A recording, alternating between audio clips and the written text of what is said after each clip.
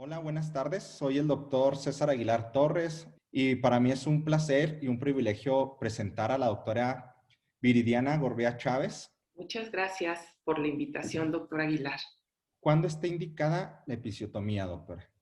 Bueno, pues para hablar de indicaciones de episiotomía, primero tenemos que saber que existen en cuanto a realización dos tipos de episiotomía. La episiotomía de rutina y la episiotomía restrictiva o selectiva, que solo se hace cuando se necesita, es decir, cuando hay alguna indicación. Y nosotros en el Instituto Nacional de Perinatología proponemos las siguientes indicaciones para hacer episiotomía, que es parto instrumentado, producto macrosómico, distocia de hombros, compromiso fetal o variedad de posición occipito posterior. Doctora, y ya cuando está indicada la episiotomía, ¿qué tipo de episiotomía tenemos que hacer? Ok, comentaba entonces que es episiotomía restrictiva. Esta episiotomía debe de ser medio lateral y una parte muy importante es que debe de tener una angulación de 60 grados en el momento que se realiza para que el ángulo final quede entre los 40 y 60 grados, que se considera una zona segura para evitar desgarros perineales severos. ¿Cuándo sería el momento ideal? Bueno, el momento óptimo no es claro. Si se hace con mucho tiempo de anticipación, vamos a tener una pérdida excesiva de sangre. Y si la hacemos muy tardíamente, pues ya no vamos a tener o a utilizar ninguna de estas indicaciones de las que estaba yo hablando en un principio. Sin embargo, lo que se dice es que se debe de hacer en el momento que la cabeza está coronando, y algunos artículos comentan que debe de ser entre 3 a 5 contracciones antes del nacimiento del producto. ¿También es un factor protector para evitar desgarros o la episiotomía pudiera aumentar el desgarro? La episiotomía es un factor de riesgo para producir un desgarro perineal, principalmente severo. Cuando no se hace episiotomía, la paciente tiene 1% de posibilidad de presentar un desgarro perineal severo.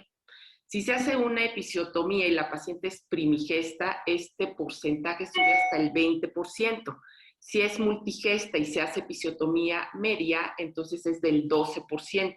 A diferencia de si se hace una episiotomía medio lateral en primigestas, el riesgo es del 20%, y si la paciente es multigesta es del 2%. Entonces, como podemos ver, la episiotomía per se pues es un factor de riesgo para desgarro perineal severo, pero si se hace medio lateral, esta posibilidad disminuye. Doctora, ¿y esa es la causa por lo cual se cambiaron estos criterios del no hacer a todas? ¿O cuál fue la causa real? ¿Cuál es la justificación de cambiar estos criterios? Bueno, aquí quiero hablar un poquito de historia. Resulta que por ahí de los años 1920 la indicación era hacer episiotomía a todas las pacientes.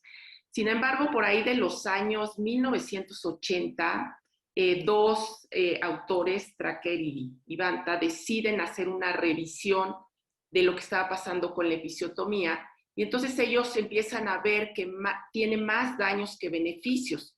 Los beneficios que se creía que tenía, como preservar piso pélvico, acortar el trabajo de parto, reducir el riesgo de desgarro, reparaciones más sencillas, pues ellos ven en esta revisión que realmente no es así, que la episiotomía causa más efectos adversos como es dispareunia, mayor sangrado, dolor, infección, dehiscencia y sobre todo la lesión del esfínter anal. Después de esta publicación empieza a disminuir el número de episiotomías, pero no es hasta el año 2006 cuando el Colegio Americano de Ginecología y Obstetricia recomienda que no se debe de utilizar episiotomía media y que se debe hacer un uso restrictivo, ya que previene el daño al piso pélvico, principalmente desgarros perineales. En el 2007, NICE recomienda que esta episiotomía debe de ser medio lateral y solo en los casos seleccionados. Entonces hay una gran evidencia que nos dice que, bueno, pues ya no hay que hacer una episiotomía de rutina en todas las pacientes, sino hay que hacer una episiotomía restrictiva por las razones que acabo de comentar. ¿La episiotomía podría ocasionar efectos adversos a largo plazo? Sí, el más importante es la incontinencia anal Y bueno, como tal, la episiotomía puede ocasionar dispareunia y dolor a largo plazo.